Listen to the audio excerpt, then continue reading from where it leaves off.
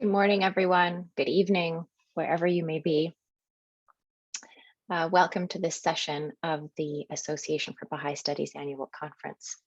My name is Julia Berger, and I teach in the Department of Religion at Montclair State University in New Jersey. My primary research interest has always been religion and international affairs. In 2001, I had an internship at the Baha'i International Community's United Nations office, after which I completely shifted the focus of my studies from international education to studying religion and international policymaking. And I had the good fortune of working with the BIC as a senior researcher for 11 years. And this experience really inspired me to resume my studies and to get a PhD in theology and religious studies so that I might be better equipped to try to write about and analyze some of the dynamics I was seeing with respect to religion in international fora. So this presentation is the fruit of those efforts and an overview of some of the core ideas in the book, Rethinking Religion and Politics in a Plural World, the Baha'i International Community and the United Nations. I want to, at the outset, express my gratitude to the many colleagues, researchers, scholars, friends who were part of this journey and whose input, whose interviews, editing, conversations, help with securing archival material really made this possible. So these are the initial findings from that research, and I hope there will be many others who will be interested and who will continue this path of inquiry. So perhaps at the outset, it's helpful to say a couple of words about the BIC and what is the Baha'i International Community. So as we know it, the Baha'i International Community is the formal representation of the worldwide Baha'i community to the United Nations. From a UN standpoint, it's an international NGO, which has been granted consultative status with the UN. And such a status is accorded generally to international organizations who have demonstrated expertise in areas of relevance to the work of the UN. So in the case of the BIC, this expertise focuses on gender equality, human rights, social and sustainable development,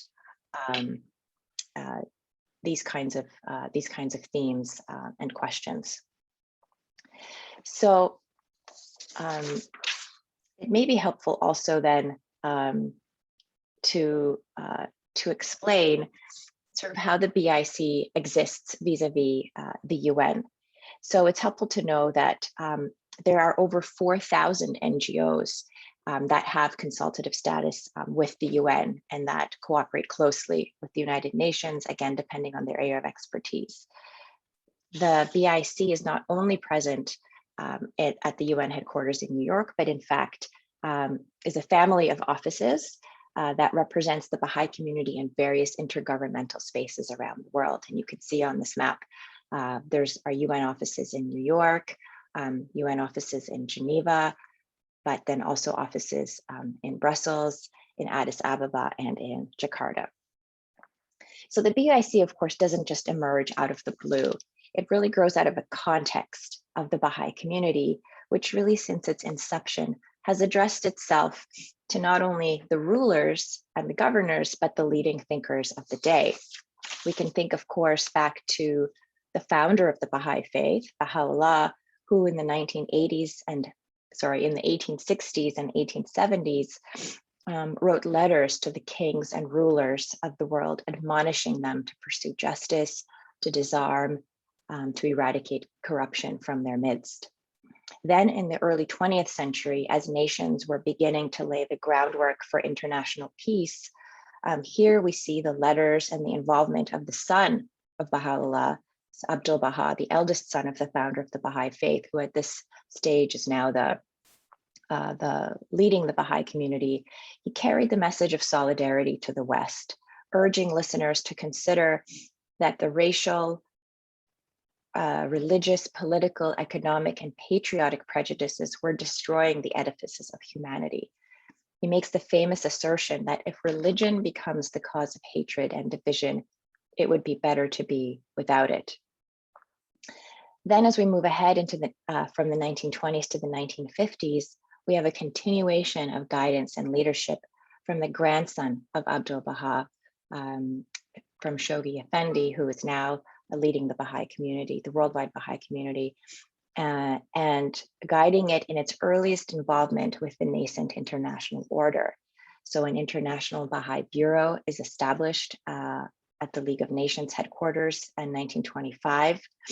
And then, of course, in 1945, the United Nations is created, and this offers new possibilities for engagement with the international community. And under the guidance of Shoghi Effendi, the 8 national Baha'i governing bodies, national spiritual assemblies existing at the time, together apply to be affiliated with the United Nations, beginning to bring the voice and perspectives of the Baha'i community to this forum. So again, in order to understand the present, we really have to reach back into the past and see that this was a very natural continuation of an engagement that had already been taking place for many decades. So then the question, why did I decide to write this book? So the answer really begins in the summer of 2001, when, as an intern at the Baha'i International Community's UN offices, and I'll just call them BIC offices for short, I had an opportunity to observe the deep involvement of non-governmental organizations, specifically religious NGOs, in various UN processes, conferences, deliberations, meetings, committees. So I saw Quakers, Lutherans, Jewish organizations, Soka Gakkai, other Buddhist organizations, Baha'is, really present in these spaces and contributing. And I hadn't expected that religious organizations would have this kind of a seat at a table, particularly in this kind of space. And this was just before 9/11, before September 2001. And the events of 9/11 changed the study of religion and international affairs quite profoundly. Just before then, religion was actually quite invisible when studying international processes. It wasn't really considered to be something really worthy of attention. It was considered to be tangential. But very quickly after the attacks of 9/11, the attention shifted to questions of religion and violence, conflict, and fundamentalism. This isn't surprising. These were urgent questions, of course, and they continue to dominate the research agenda about the role of religion for years to come. Then in 2004, I came back to the BIC as its senior researcher. I was there for 11 years, and then was able to observe more closely what I had started to see during my internship. And as I observed the nature of the contributions of religious NGOs, how they were engaging with the UN, and then I studied more of the guidance from various Baha'i institutions, and read more about religion and politics in the international arena. It became clear to me that what was being referenced in the literature I was reading about religion and about politics was not grasping some of the realities that I was observing. There was a profoundly different understanding of religion in the literature versus the kind of agency and activity that I was seeing at the UN. And so I started to ask myself some questions with respect to the presence of religion there.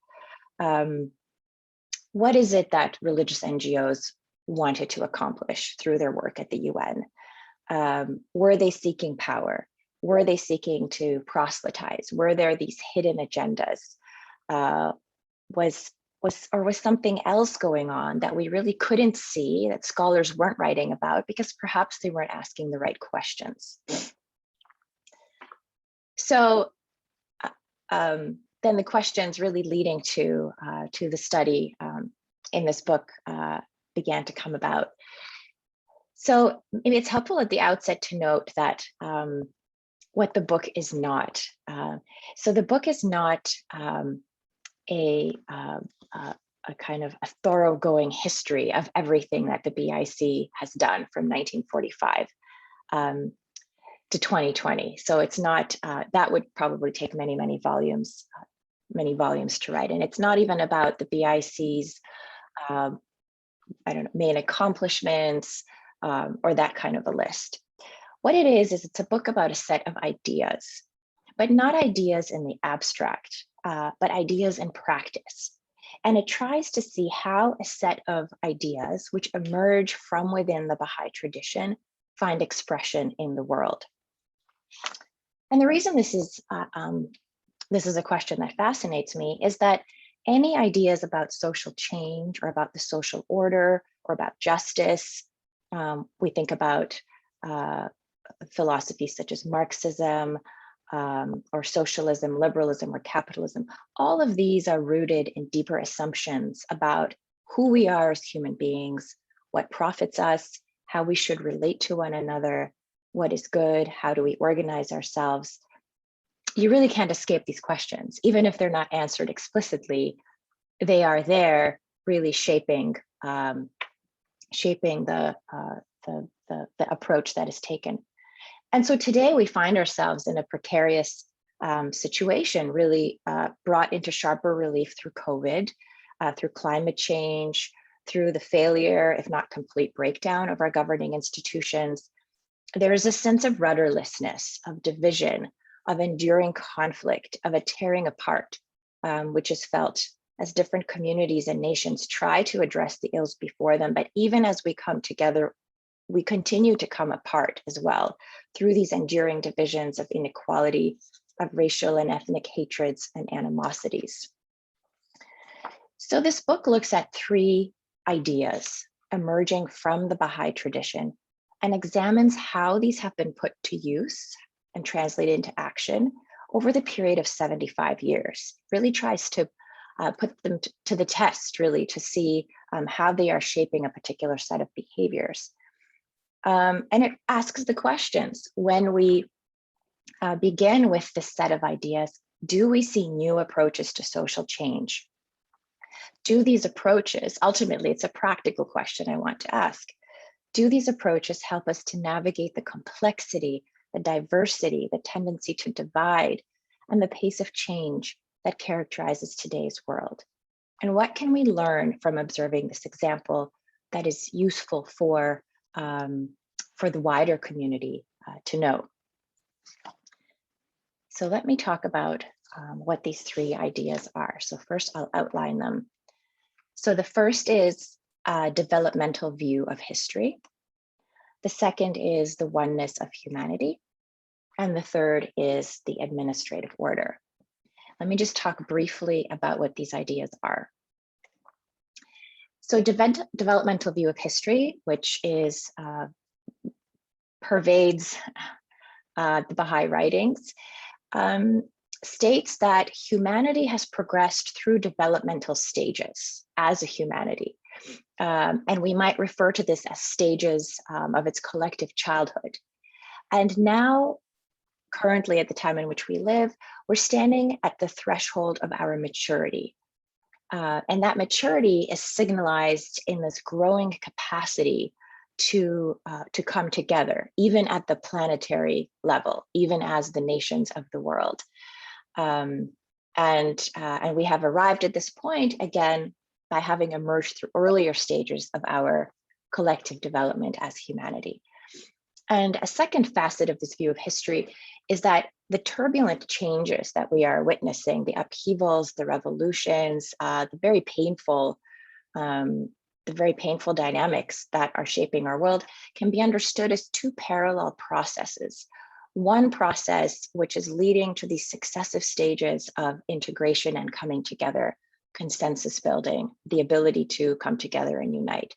But the other is a falling apart, the disintegration and a destructive process in which structures, assumptions, norms are coming apart, are falling away, are breaking down. The second principle, the second element of this framework that I'm outlining here is the principle of the oneness of humanity, also emerging from the Baha'i writings. Now, this principle, perhaps deceptively simple, but on the other hand, not simple at all, concerns itself with the essential relationships that make up our social order. These would include relationships within the family, relationships among men and women, relationships between human beings and the environment, and relationships between the governors and the governed, so the electors and the elected, as well as economic relationships, just to name a few. And so the principle of the oneness humanity states that the reality of our human existence is that there is this connection that connects all of us at a spiritual level, that we are united at this core level, and that the divisions that we see have been created by us, but our true nature is to be connected with one another in this way, and that manifests in the various relationships that I've just outlined. And so finally, the third element is the administrative order. This is the administrative, governing, and legislative structure of the Baha'i community that exists at local, national, and international levels. The Universal House of Justice is the elected international governing body of the worldwide Baha'i community. It safeguards the unity of the Baha'i community, and it maintains the integrity as well as the flexibility of the Baha'i teachings. And I'm going to say a little bit more about that. This is not an exhaustive list of elements of a conceptual framework, which I'm trying to lay out. In fact, it's important to mention that the international governing body of the Baha'i faith, the Universal House of Justice, in a letter in 2013, outlined further elements that shape the Baha'i approach to politics, which are not included among those three. So I do want to mention them here as a reference point. They outlined an orientation towards a learning process, noted that the individual, the community, and institutions are three protagonists of social change, and noted that the framework that shapes the Baha'i approach to politics is rooted in a revised conception of power, a power that is freed from the notions of dominance. So just very quickly, these three ideas then throughout this presentation are going to constitute what we might think of as a DNA, ideas that combine and will give rise to certain behaviors, certain orientations, certain ways of being in the international community. And the way that I would like to take us through this period of 75 years is to look at it through four different periods of time.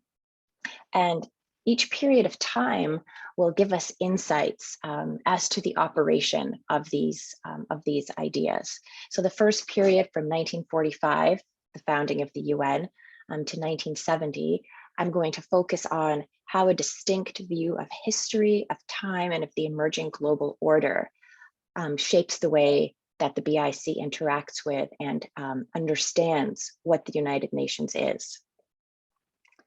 The second period from 1970 to 1986, I will focus on the BIC's response to persecution against the Baha'i community and its work for gender equality. In the third period, from 1986 to 2008, I will focus on the Baha'i International Community's conception of peace. The section is called Beyond Peace, the Greater Trajectory for Social Development.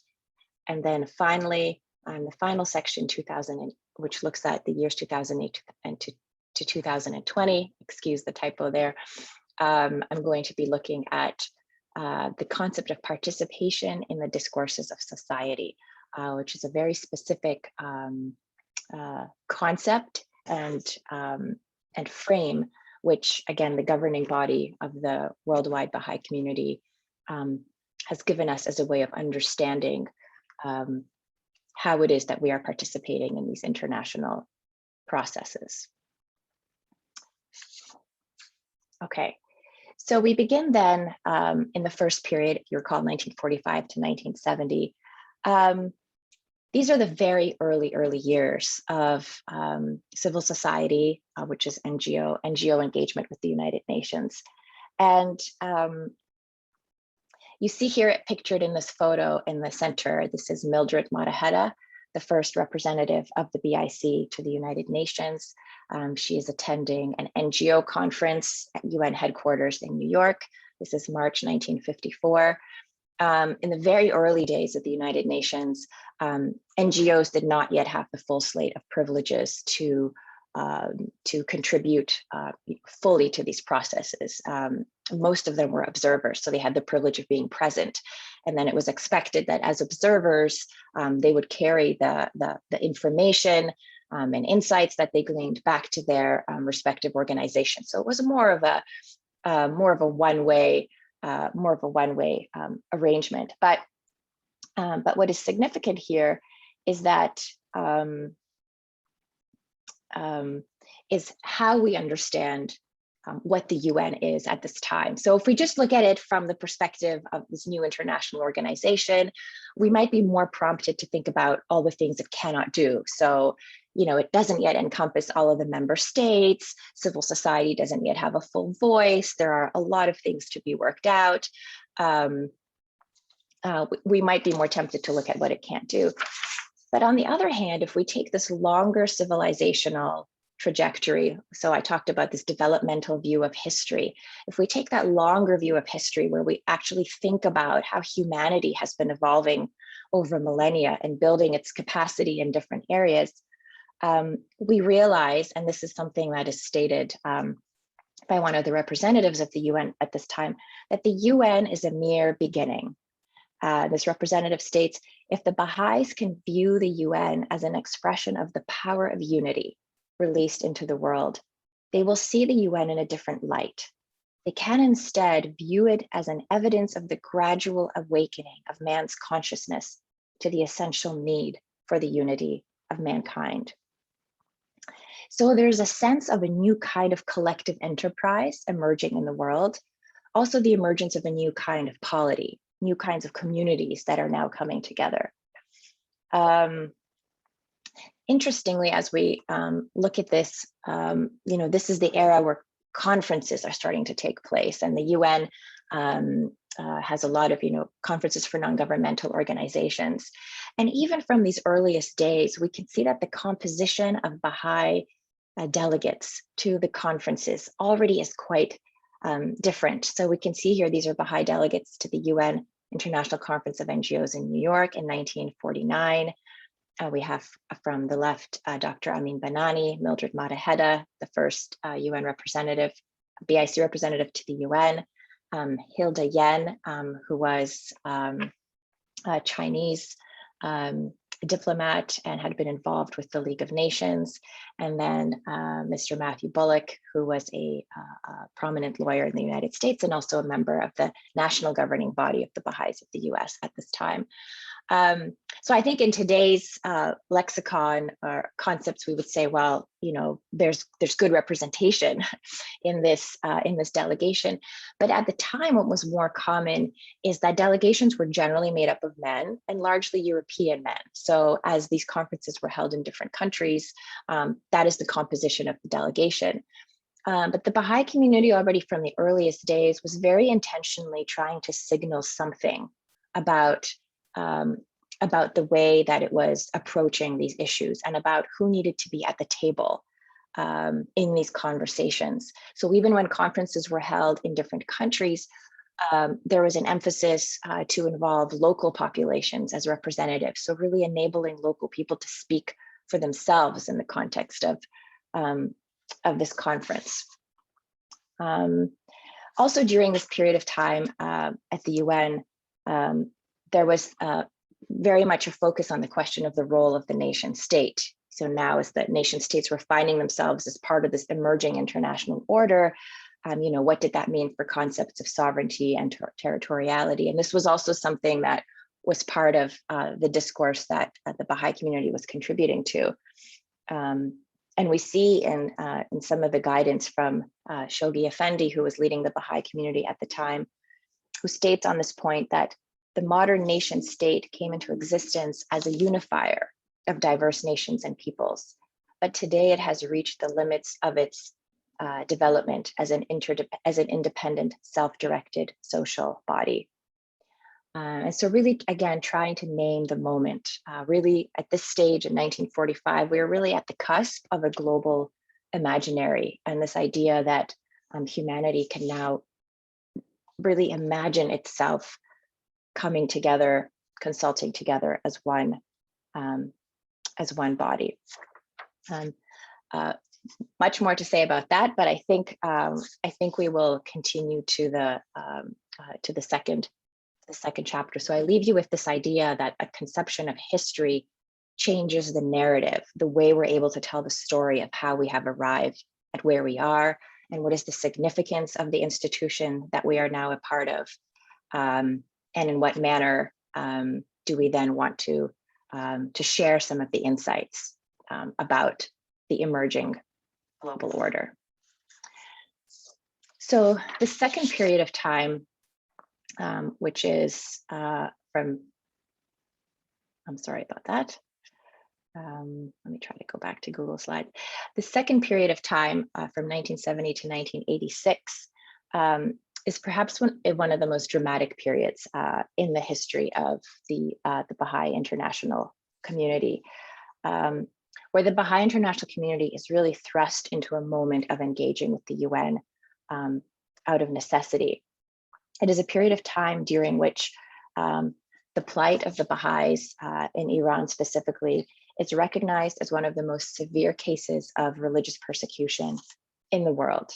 At this time, the Baha'is are not accorded any legal status in the Iranian constitution.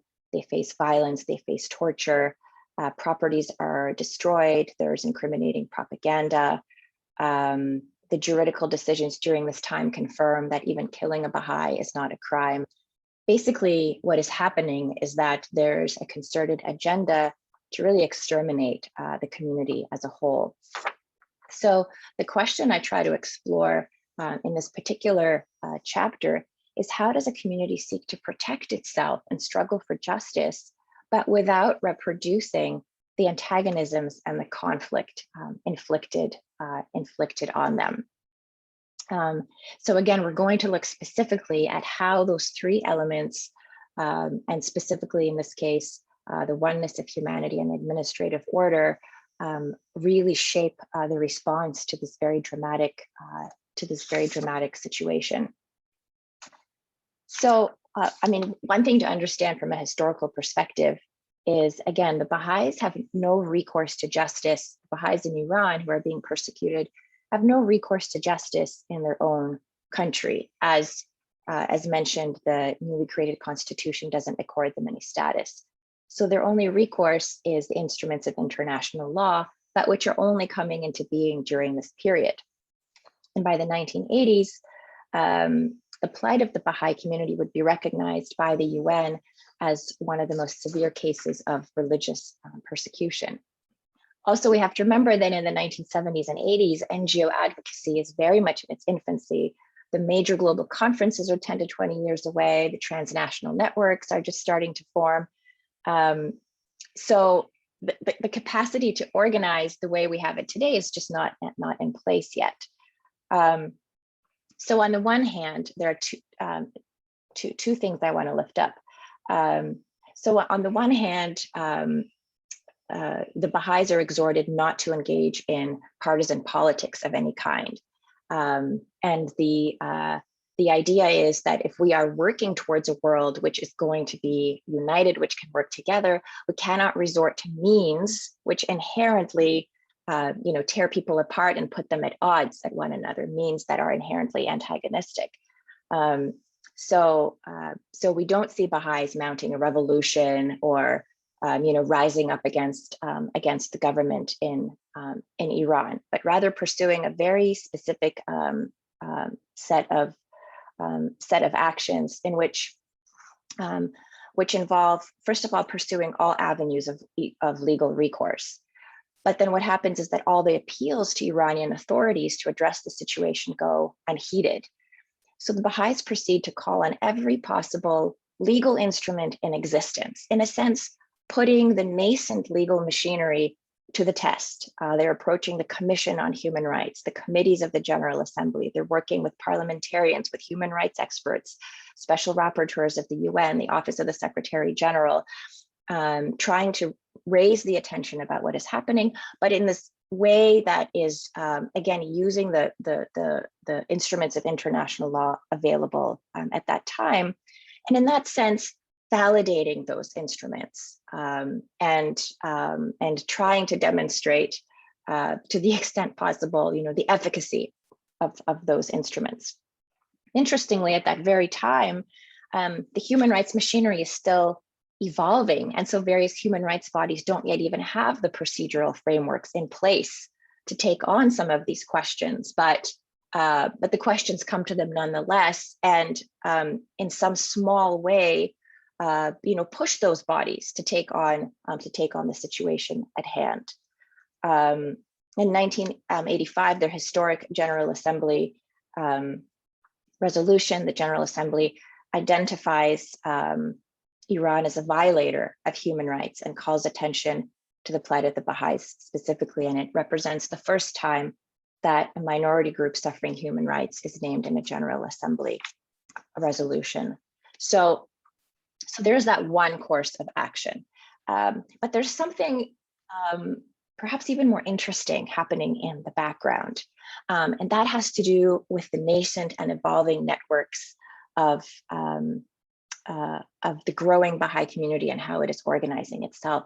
So I want to take a moment here, and here again, we're going to focus on this very specific role that the administrative order, the governing and legislative order of the Baha'i community is playing as the community finds itself in this very precarious situation. So I'm going to outline this trajectory of this new global architecture that's evolving and why it's so significant.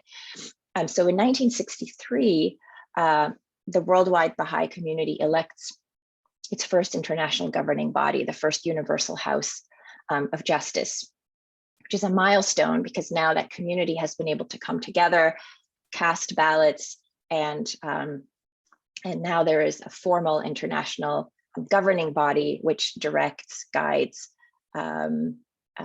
oversees the worldwide Baha'i community. In 1972, 9 years later, the Universal House of Justice adopts its constitution. So we see a further institutionalization, further development and maturation of that system in this constitution of the Universal House of Justice. 1 year later, there is the publication of the laws and the ordinances of the Most Holy Book, or the Kitabi Aqdas, which is the book of laws in the Baha'i faith. And this is something that is now translated in English and available to the worldwide Baha'i community, which again now becomes even more coherent and more united in the sense that now all Baha'is have access to the full set of laws and ordinances in their most holy book, which was not in English in the original language. So this is why it is the translation is really such a milestone. Also during these years, as the architecture of the Baha'i community is developing and maturing, there's an increase in the number of national spiritual assemblies, so national governing bodies of the Baha'i community. And we see the number of assemblies increasing from 101 to 148. And you see in the slide some photos, not necessarily of the assemblies themselves, but of the national communities in which the assemblies were formed. So assemblies of Bermuda, Tuvalu, St. Lucia, Sierra Leone, and Togo are some that are forming during this time. And finally, in 1983, there was the completion of the physical structure of the Universal House of Justice, the actual building in Haifa, in which the members of the Universal House of Justice meet and deliberate. So I sort of a further step. And so the reason that that I think this is so significant is that what we're seeing is a religious community playing really such a key role in the evolution of these global structures. And in one sense, some scholars say that, religions were the first transnationals. I mean, religions were connected across, immense geographies long before nation states came into being. But now, with the international order, we are seeing these really deep connections form and very coherent, united communities stretched across, even 100 or more countries working together. And so what is novel here, returning then to the issue of the persecution of the Baha'i community, is that the Baha'i community is now able to mobilize across a huge number of countries and able to work together in its communication with the United Nations in a manner that is swift. I mean, the information has to be communicated swiftly and accurately. And in a sense, the unity of the community really becomes a tremendous instrument in their efforts to defend themselves and in their efforts to work with the United Nations to really call attention to what is happening. So, so this really provides us with an example how the structural element of the framework that we're looking at really becomes paramount in the work of in this particular area. But the whole period is not focused only on trying to defend the Baha'i community, although that is a large part of the work. This is also the period during which the United Nations names 1975 as the International Year of Women, and calls on countries to really intensify its activities in this area. Similarly, the Universal House of Justice also encourages and asks national Baha'i communities to do the same. So the gender equality is one of the precepts of the Baha'i faith, but we also know that in 1975, these processes are also evolving, and we're in a different place in our understanding of gender equality than we are today. At this time, the UN is also in an information gathering phase. So it asks countries to really seek to better understand what are the conditions that are facilitating gender equality, what are some obstacles. And in the same way, NGOs are reaching out into their respective communities, gathering information. And there's a further insight here again about the administrative order that emerges, which is as the Baha'i International Community is gathering the results of these surveys from different national communities. One of the responses that comes through about what are some of the enabling factors for gender equality, interestingly, women are reporting that it's the way that the community is structured that enables them to play new roles that they had not been able to play outside of the Baha'i community. So for example, all women have the right to vote for their local governing councils and national, and to vote in local and then national elections. They're able to be elected to both of these bodies. They're able to participate fully in community consultations during community gatherings. And so this insight is that in fact, the structures are very much the design of the structure itself, of the governing structure, can actually be itself a facilitating element for the goal of gender equality. So that is just a very brief reference, but then to also say that 1975 all the way through to, in fact, the present then becomes a time when the UN is focusing on gender equality, and different NGOs are also striving to examine their own processes in that light. So I want to go now to the third period, 1986 to 2008. And this period is really dominated in one sense by a discourse on peace and by the question of peace. Of course, we are still in the Cold War, so nations are very much divided. The situation is very tense, and the UN resolution calls for The UN invites all states, all nations within the UN system and interested NGOs to exert all possible efforts for the preparation and observance of the International Year of Peace, and to respond generously with contributions to attain the objectives of that year. As many of you may know, 1980, in October of 1985, on the eve of the International Year of Peace, the Universal House of Justice addresses for the first time a letter to the peoples of the world on the question of peace. And it makes this really interesting statement, which challenge us to think about the very construct of peace, and what peace is and how we think about it. And so the letter states, part of the letter states, a very long letter, permanent peace among the nations is an essential stage, but not, Baha'u'llah, again, the founder of the Baha'i faith, asserts the ultimate goal of the social development of humanity. Beyond the initial armistice forced upon the world by the fear of nuclear holocaust, beyond the political peace reluctantly entered into by suspicious rival nations, beyond pragmatic arrangements for security and coexistence, lies the crowning goal, the unification of all the peoples of the world in one universal family. So again, so we're reading this at a time when you sort of have to go back in history and think about, in the 1980s is a time where we see the Chernobyl disaster, the fall of the Berlin Wall, Tiananmen Square, the fall of the Soviet Union, the end of the Cold War. There are also massive social movements, unprecedented gatherings of heads of state. I mean, the world is in a massive state of turmoil. And so there is also, at the same time, there's also a lot of talk of peace. There's sort of a reawakening of trying to bring the world to some kind of a moral anchor, to find our way through these difficult times. And so what this statement really prompts is a rethinking about the very concept of peace. The reason this is significant is, of course, the foundation of the UN Charter is the very aim of the pursuit of peace and security.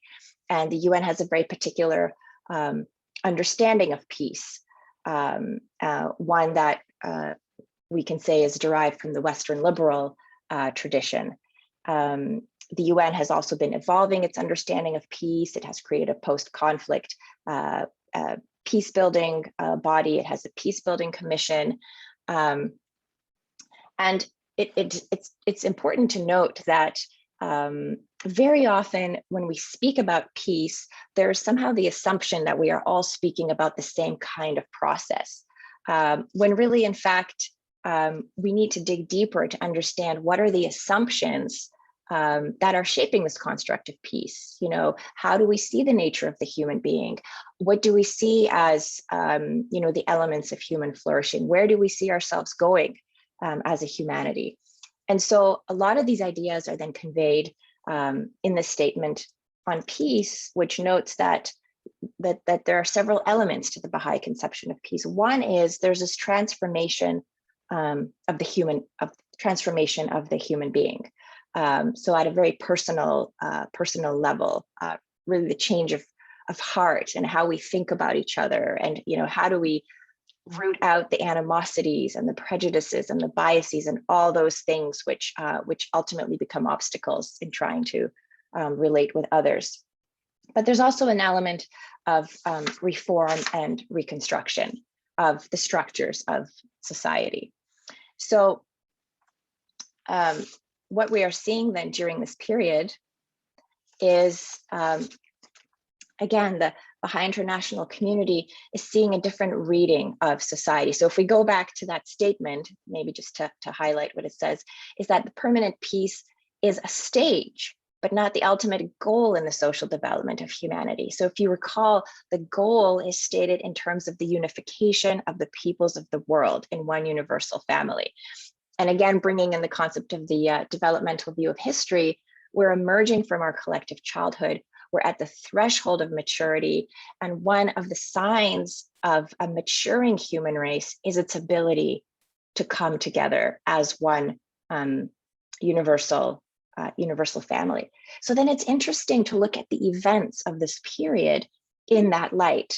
And so we see these quite dramatic comings together in various settings. So in a series of conferences in the 1990s, we see unprecedented numbers of heads of state coming together, trying to form a consensus around some of these most pressing issues. So in 1992, we have the Earth Summit, which is the UN Conference on Environment and Development, attended by 108 heads of state, representatives of 172 nations, 17,000 NGOs are present, and they give birth to Agenda 21, which becomes the charter for subsequent work in sustainable development.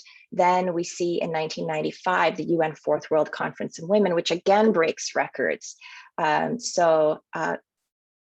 There are 12,000 representatives from 189 countries, 30,000 women are attending. And then similarly, the UN World Summit for Social Development, 1995, 177 heads of state gather and note in their in the outcome document of that conference that for the first time in history, we gather as heads of state to recognize the significance of social development and human well-being for all. I include a photo in the top right of one of the initiatives of the Baha'i community. This is at the Earth Summit in Rio de Janeiro. A peace monument is constructed which holds soil from various countries around the world. And so here you can see sort of the final stages of construction of the monument, and pieces of soil are being deposited into the monument. And again, a symbolic expression of the coming together of the nations of the world in this inextricable unity of the soils of the different countries of the world being combined. So and one further element that I mentioned in the book, though I don't think we have too much time to go into it here, is that the Baha'i faith introduces these two types of peace. So not only is it saying that peace is a process, it is something that is a stage that is actually leading us to the goal of being able to work together as humanity. But there are also these concepts of the lesser peace and the most great peace. And the lesser peace being a peace that is a peace among an institutional peace that is arrived at by the nations of the world. And one of the signs of the lesser peace is this emerging unity of thought in world undertakings. And we're definitely seeing that in these dramatic first time global conferences. There's this coming together. So there are these glimmerings of that capacity. But then the what is called the most great peace, which is a peace that results from really the transformation of the individual, where the individual, him or herself, has been transformed to such an extent that again, those attitudes and norms and values which obstruct peace because of the way we see each other, because of the animosities we might hold, that those are transformed, and that is the ultimate kind of peace that we are working towards. But we recognize that this is a stepwise process. Okay, so again, much more to say about that in terms of the conceptions of peace. Also important to say that at this stage, the Baha'i community is working alongside so many other NGOs. I mean, the pursuit of peace in its many forms and permutations was something that really dominated the dynamics and the work of the UN at this time. And certainly there was a tremendous amount of collaboration happening as well. But so in this next period, in this final period from 2008 to 2020, this is a period in which the Universal House of Justice introduces a new frame, a new language that describes the involvement of the Baha'i community in this international arena. And the term that is being used here is participation in the discourses of society. And by the term discourse, as many of you are familiar, this refers to weighty topics and themes of global import that are being discussed, negotiated, and deliberated.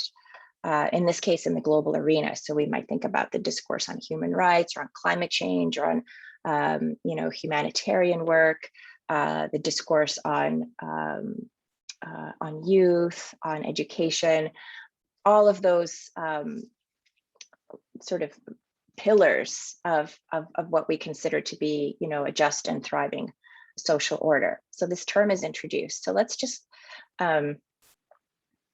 try to understand how this is, what is the significance of this particular framing, and then again go back to our question about how do these three elements of the framework, the developmental view of history, the oneness of humanity, and the administrative order, how do they then shape this kind of involvement? So the Baha'i World Center, in a document clarifying what this means, states, the purpose of such efforts, and this refers to participation in the discourses of society, is not to press others to accept a specific Baha'i proposal, seeking rather to stimulate consultative processes, standing shoulder to shoulder with others, offering insights drawn from the Baha'i writings and from the community's experience in applying them. So it's a very different stance from one in which you might expect an NGO trying to convince others of the rightness of a particular solution, or just a solution itself. But you see here a focus on stimulating consultative processes, very much a focus on the process by which ideas are arrived at, and standing shoulder to shoulder with others. So again, this very explicit recognition that we as a world community, as a community of NGOs, are arriving at these answers together. And then of course, there's also a place for offering insights from the Baha'i writings, and specifically the experience. So the very practical experience of the worldwide Baha'i community, learning to apply some of these insights, what is working, in what contexts, and how. I also want to share with you, as we think about this particular mode of participation in discourses, to offer an insight from one of my favorite political theorists, Wendy Brown, in her book, Edgework, Critical Essays on Knowledge and Politics. So here she's outlining the different ways in which we have tried to grapple with the diversity of ideas. So what happens when differing views and opinions are coming together? What kind of dynamics have we observed? And the way she describes it, it's a little bit dense, but definitely worth reading. So she says, late modernity has revealed the limits in the usual models for holding together two or more truths. The many inflections of dialectic bear a common dependence on a construction of formulations at stake as opposites. So again, if we just pause for a moment, thinking about just our tendency to put things in opposition to one another. So that would be kind of a dialectic dynamic, that would be what would arise from two ideas that we might see as opposing one another. Then there's this paradox. Well, paradox tends to be anti-political in the mutual undoing of the truths it addresses. So a paradox wouldn't necessarily help us to resolve any kind of differences, because we see it as something that where one idea kind of undoes the opposite idea. Then there's this idea of contradiction, which implies mutual cancellation. And then the idea of pluralism, which is familiar to all of us. And she notes that very often pluralism capitulates to relativism. It doesn't give us a clue about how to weigh or navigate multiple truths. We are simply left holding all of these pieces, but we are not sure how to weigh their relative strengths. And then integration also entails the high price of assimilation. where one side either governs or incorporates the other. So in a sense, I think there she's beautifully setting up the stage for, I think, where we might introduce the concept of consultation, which is, of course, the approach in the Baha'i writings that is given to us for processes of decision-making and exploring and surfacing different ideas with regards to the issues at hand. But I think this does a great job of demonstrating the complexity of the work before us. And here I want to read, so coming back to the BIC, this is a quote from a statement by Bonnie Dougal, where she, from Women, Faith, and Human Rights, which was posted on the BIC websites from 2017. And it notes, we must acknowledge that none of us, no group, no individual, no country, no leader, actually knows what a society that is truly based on the principles of gender equality looks like. And you can sub in for gender equality any other social problem. But the point being that actually none of us know what a society with this kind of perfect social order looks like. Such a society has never existed. Therefore, while we may be able to identify some of the obstacles stymieing gender equality in our current paradigm, we have to learn our way towards a new paradigm where gender equality is the norm. So this quote, I think, is really concise in the way that it introduces this challenge of, given that we're actually imagining our way into a new society, we don't actually know what this perfect society looks like. It necessitates these consultative processes where we are able to come together, work together, imagine together, learn together, and then find our way towards what that might look like. And you see here, if we focus on the quote on the left, these are some pictures from different deliberations and meetings at the offices of the BIC in New York. So one of the ways that the BIC was understanding its contribution to the many deliberations at the UN at this time was in terms of, if you look at this quote, offering new ways of approaching issues of global concern, reframing the way that certain problems are understood, identifying the assumptions underlying the understanding of reality, and by drawing on insights from science and religion. So, there's this very strong process-oriented ethic, which is that there's a certain culture, there's a certain ethic of the consultation itself. And here the BIC is, is very explicitly naming what are some of the kind of epistemological contributions that are being made. So helping to reframe how some problems are being understood, even helping people to surface some of what is driving their thinking. So identifying the assumptions, and then also just drawing on different sources of knowledge, such as insights from science, as well as religion. So this is the nature of some of the contributions that are being made. And when we think about what have been some of the main contributions of the BIC during this time, of course, there have been substantive contributions. Of course, the BIC has ideas that it's contributing. It writes statements, it makes statements, and it works with others, and it has things that it's saying, an experience that it's drawing from the Baha'i community and applying some of these principles. And alongside that, again, there's this very process-oriented contribution. And I think this is so beautifully articulated by a letter from the Universal House of Justice in November 2020, where it states, "But whether through your deeds or words, the merit of your every contribution to social well-being lies first in your resolute commitment to discover that precious point of unity where contrasting perspectives overlap and around which contending peoples can coalesce." So I did want to stress that, because I think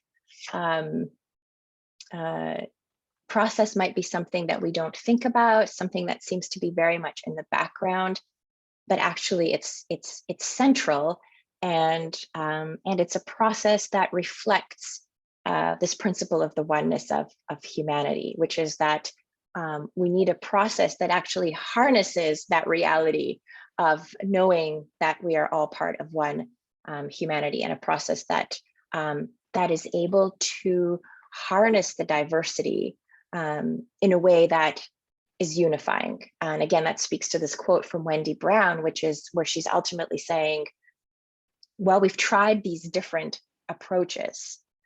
What is the process that is robust enough that can handle the phenomenal diversity of human thought and perspective, and perhaps even temperament, as we are trying to make policy and to gain a better understanding of the challenges at hand. So I think, there's much more to say about each of these periods. In the book, there are a lot more examples, concrete examples from Baha'i experience, but ultimately, what I've tried to highlight is that each of these four historical periods has shed new light on the operationalization of these three elements, and then when combined together, they are giving rise to a new kind of polity, a new kind of community, a new way of working in the international space, and really co-creating what is the new emerging international order. So I want to leave you at the very end with some emerging insights. I think there's been a lot of ideas that have been shared. Maybe it's easy to consolidate them here. So one is that the elements of a Baha'i framework for engagement in international political processes give rise to new forms of transnational community and organization that demonstrate high levels of social cohesion across diverse populations and sociocultural contexts. The religious community emerges as not only as a recipient of or an actor within a particular political context, but a protagonist in the construction of a new social order. And it reveals the constructive agency of civil society. There's a reconceptualization of religion as a source of moral imperatives of a particular period in the development of human civilization. And one of those moral imperatives we can certainly name is the idea of how to come together, at a time of deep divisions, and at a time when the seeming diversity of humanity in many ways just seems intractable. So what are the moral imperatives that can address that, that we can use as a guide to move through these very real challenges and dynamics that we're facing as a humanity? There's a reconfiguration of the other in the social order. So again, when you think about the principle of the oneness of humanity and the fact that, well, there is no us versus them, there is us, that actually has profound implications for even how we conceptualize of politics, of working towards to construct a new social order. It profoundly changes the sense of engagement in politics, our understandings of activism. And that's something that, a lot more can be said about. There's a reconfiguration of religious authority in terms of having the responsibility to both protect the integrity of a certain set of principles and teachings, but to also have the flexibility to continue to legislate and to adapt to continually changing circumstances, questions, and issues. And finally, the reconfiguration of orders of time and of implications for understanding historical processes. So really trying to challenge ourselves in thinking that there's a single linear time when actually many different faith traditions speak about time in these multiple ways and give us different ways of conceiving of the passage of time. So I'd like to conclude by reading the last paragraph of the book, which I think summarizes the kind of some of the key ideas that I've tried to get across. Most of all, this book is an invitation to go deeper beyond the surface of protests, lobbying, position taking, deliberating, consensus building, associating, movement building, vision setting, and idea generating work that characterizes civil society engagement in politics. It's an invitation to explore the often hidden structures of thought and rationality that expand our understanding of the social order, its constructedness, and the associated possibility for reconstruction. In the hidden structures and diverse rationalities, new conditions of possibility present themselves and bear the fruit of new modalities of engagement, new forms of agency, new kinds of polities. In the seeming chaos and disorder of our time, a new modernity is being born. Thank you very much for listening.